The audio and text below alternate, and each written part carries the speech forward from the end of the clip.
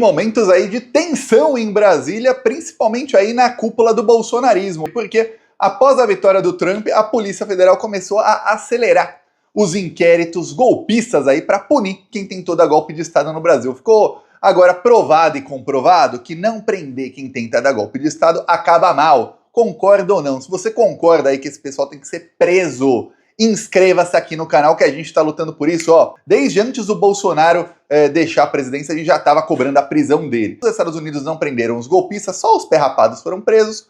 O Partido Democrata, parte do partido, ficou querendo, vamos ali aliviar um pouquinho pro Trump para ele participar da eleição, porque é fácil ganhar dele. Perderam. No Brasil, tem algumas alas aí da centro-direita que já estavam falando, ó, é mais fácil pro Lula ganhar do Bolsonaro aí, viu? Disseram que tem uma ala no PT, eu falei com muita gente, não sei que ala é essa, que a Globo diz que tem no PT, que ó, também prefere o Bolsonaro elegível em 2026, que é mais fácil, ó, o mesmo erro. O Alexandre de Moraes e a Polícia Federal não concordam com isso e começaram a ir para cima.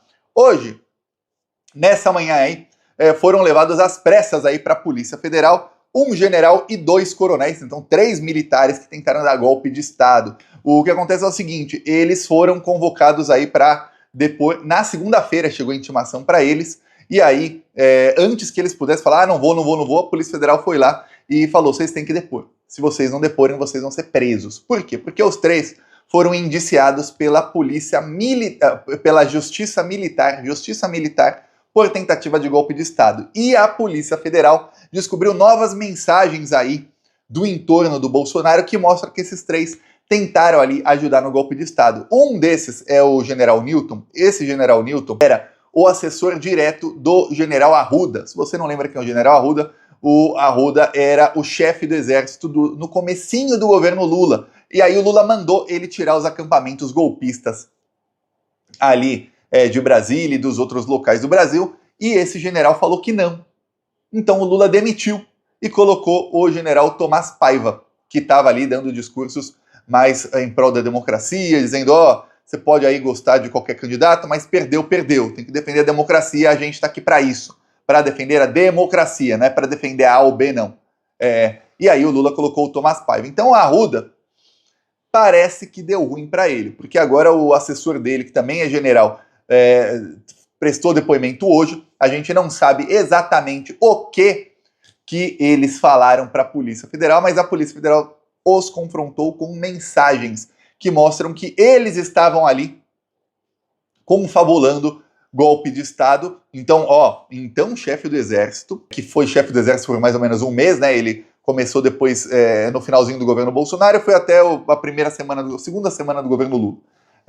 E ele e seus assessores com alguns coronéis. Esses coronéis, segundo aí a Justiça Militar, eles estavam pregando insubordinação. Insubordinação é o cara que é inferior, ele não obedece às ordens do seu superior, porque diz ele, essa ordem é ilegal, entre aspas. E aí ele não obedece. Ou seja, se o exército dessa ordem, olha, o Bolsonaro dá ordem para dar golpe de Estado, e o general fala, não vou cumprir, fiquem aqui. Ele fala, não vou dizer o que o meu general, não vou fazer o que o meu general está dizendo, porque a ordem dele para eu ficar aqui e não dar golpe de Estado é ilegal. O que é legal é eu dar golpe de Estado. E aí vai lá e dá golpe de Estado. Então, esses coronéis estavam pregando isso em conluio com o Braga Neto, tá? Isso já se sabe. Eles e o Braga Neto, assim, pregando a insubordinação. Esse é um dos motivos aí, pegou mal lá entre os militares, pelos quais eles não conseguiram dar golpe de Estado. O Alexandre de Moraes também mandou para a jaula, enquanto as urnas fechavam nos Estados Unidos, a Polícia Federal foi à casa de 2 fuzileiros navais que estavam ameaçando a família do Alexandre de Moraes.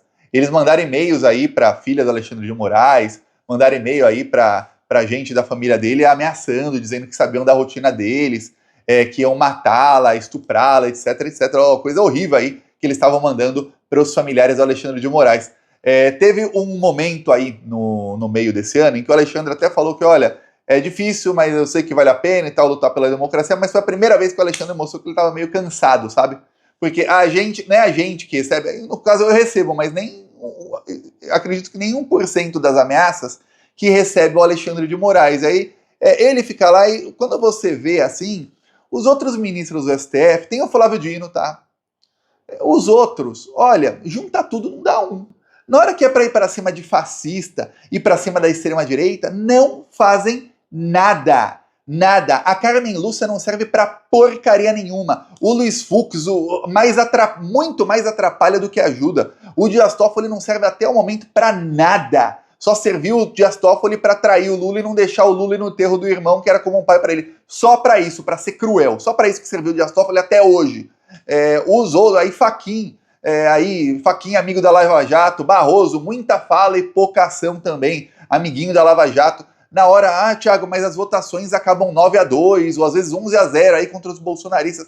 Sim, mas na hora de ir pra cima nos inquéritos e prender essa corja, tá demorando, e tá demorando muito.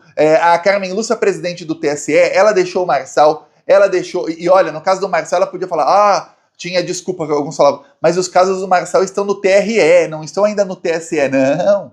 Tinha caso do Marçal já no TSE desde junho, e ela deixou o cara da extrema-direita participar da eleição e fazer tudo o que fez.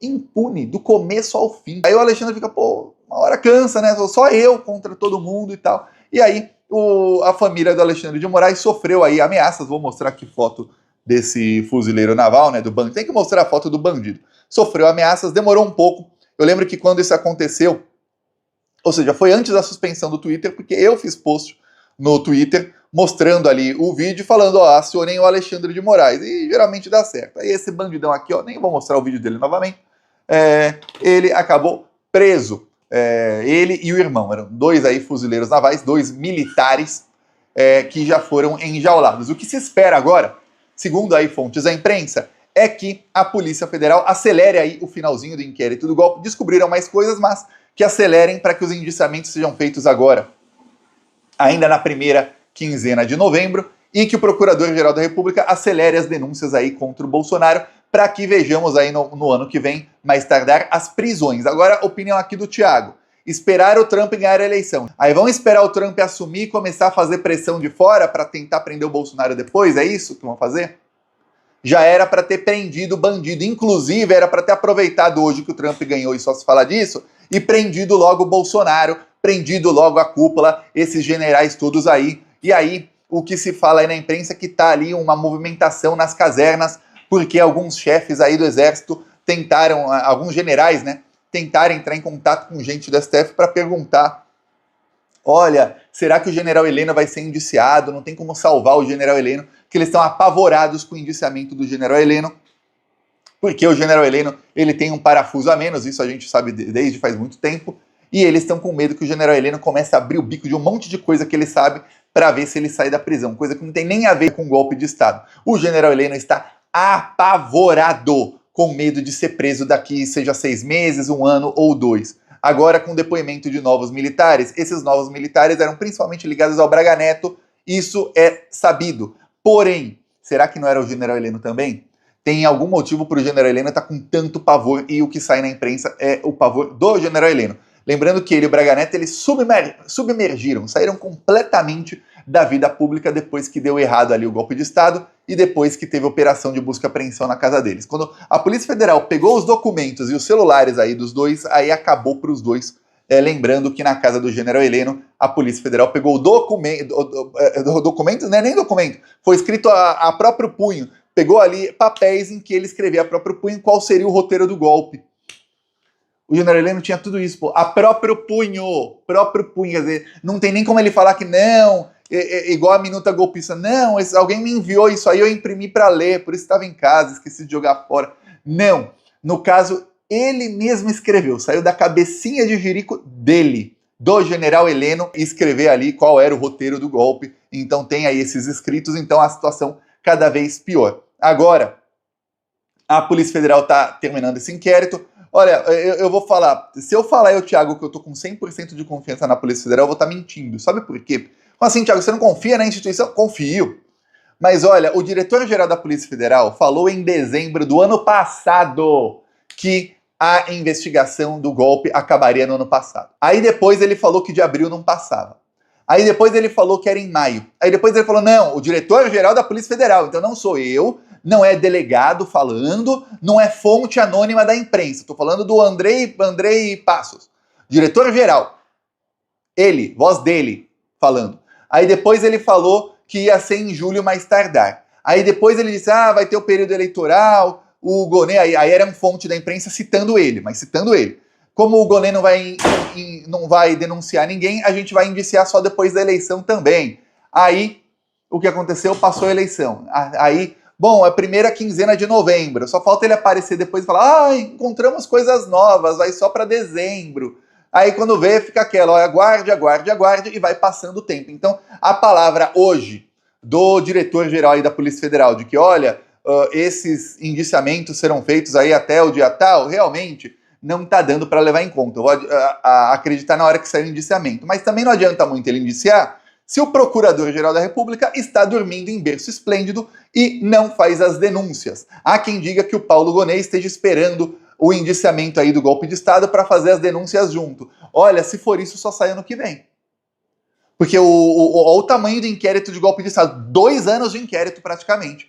Começou no dia 9 de janeiro de 2023, estamos em novembro de 2024. 1 ano e 10 meses. Esse cara aí ele vai juntar com os outros crimes para fazer uma denúncia só, que é uma estratégia burra, estratégia jurídica burra do senhor Gonê, se for essa. Por quê? Porque é óbvio que 3 processos são 3 penas, os bandidos, um dos processos acaba caminhando mais rápido, os bandidos já são presos mais rapidamente e no fim ficam mais tempo presos. Se é um processo só, a chance de dar pizza aumenta, a chance desse processo demorar anos e anos e anos e os bandidos conseguirem postergar a prisão é muito maior. Então, ou o Gonê tem uma estratégia jurídica muito burra, ou eu espero que seja mentira o que a imprensa falou aí. Nas últimas 3 semanas aí saiu uma matéria ou outra, não são muitas não, dizendo que ele poderia estar esperando aí para fazer uma denúncia só. Eu peço aí a sua inscrição no canal. Seguimos aqui na luta. Falou!